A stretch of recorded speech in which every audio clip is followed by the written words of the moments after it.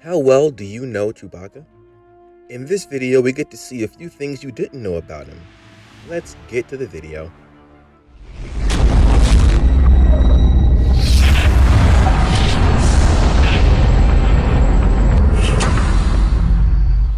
Hey guys, welcome back to this channel, a Star Wars-oriented channel bent on entertaining both fans and non-fans of the Star Wars universe, and I am your humble host. In this video, I'll be talking about a few things you didn't know about Chewbacca. Number 1. He was inspired by George Lucas's dog. The character of Chewbacca was inspired by George Lucas's dog, his big hairy Alaskan Malamute, Indiana.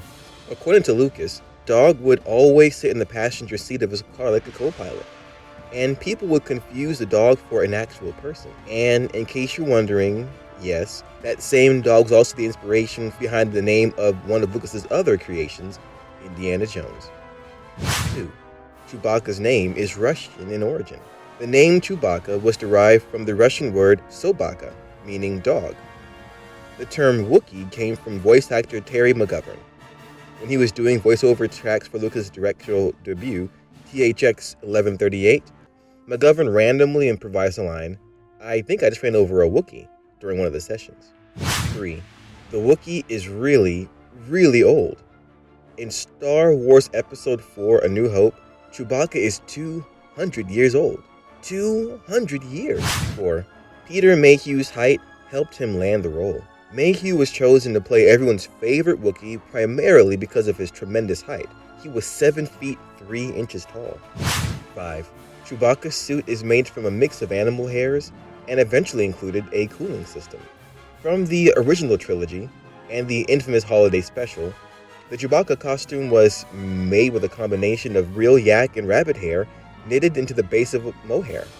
A slightly altered original Chewie costume was used in 1999's Phantom Menace for the Wookiee Senator character Yarua, and a new costume was used during Episode 3, included a specially made water cooling system so that Mayhew could wear the suit and long periods of time could not be overheated.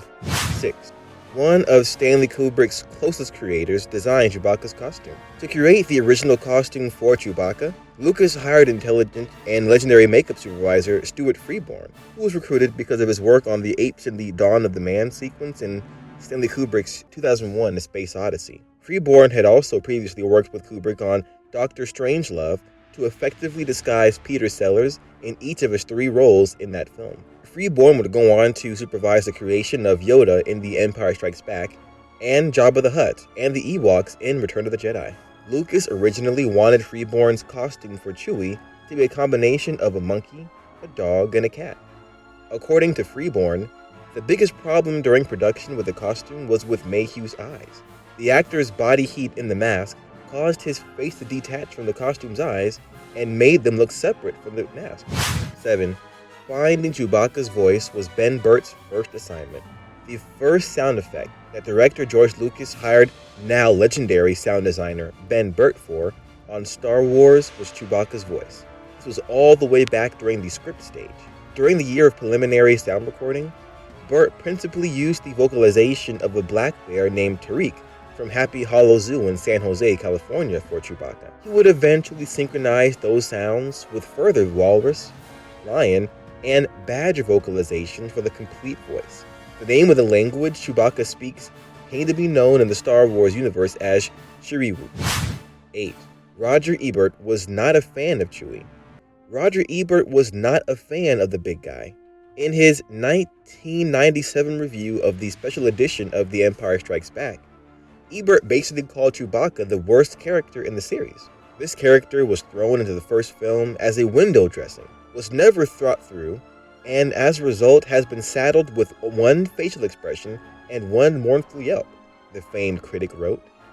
Much more could have been done. How can you be a space pilot and not be able to communicate in a meaningful way? Does Han Solo really understand Chewie's monotonous noises? Do they have long chats sometimes? Never mind. 9. Chewbacca was originally more scantily clad.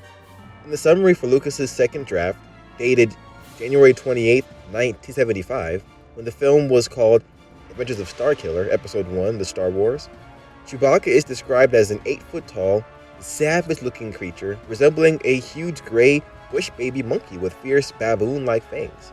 His large yellow eyes dominate a fur-covered face, and over his matted fur body, he wears 2 chrome bandoliers, a flak jacket painted in a bizarre camouflage pattern, brown cloth shorts, and little else. 10. Chewie's design was based on Ralph McQuarrie's concept art. Chewbacca's character design was based on a concept art drawn by Ralph McQuarrie. Lucas had originally given McQuarrie a photo of a lemur for inspiration, and McQuarrie proceeded to draw the character as a female, but Chewbacca was soon changed to a male. McQuarrie based his furry design on an illustration by artist John Schoner, which was commissioned for Game of Thrones scribe George R.R. Martin's short story, and 7 Times Never Kill a Man. Sharp-eyed Chewbacca fans will recognize that Schoner's drawing even includes what resembles the Wookiee's signature weapon, the bowcaster. 11. Chewbacca won a Lifetime Achievement Award. Fans were angry for decades that Chewie did not receive a Medal of Valor like Luke and Han did at the end of A New Hope.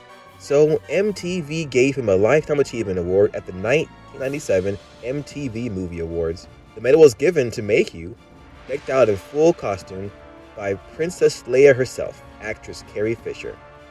His acceptance speech, made entirely in Wookiee grunts, lasted 16 seconds. When asked why Chewbacca didn't receive a medal at the end of the first film, Lucas explained, "Medals really don't mean much to Wookiees. They don't really put too much credence in them. They have different kinds of ceremonies." 12. Chewbacca has a family back home. According to the infamous Star Wars Holiday Special, Chewbacca had a wife named Maladabuk, a son named Lumpawaru, aka Lumpy, and a father named Achitaket, aka Itchy. In this special, Chewie and Han visit the Wookiee home planet of Kashyyyk to celebrate Life Day, a celebration of the Wookiee home planet's diverse ecosystem. The special featured appearances and musical numbers by Jefferson Starship, Diane Carroll, Art Carney, Harvey Korman, and Bea Arthur, and marked the first appearance of Boba Fett. Lucas hated this special so much that he limited its availability following its original air date on November 17, 1978.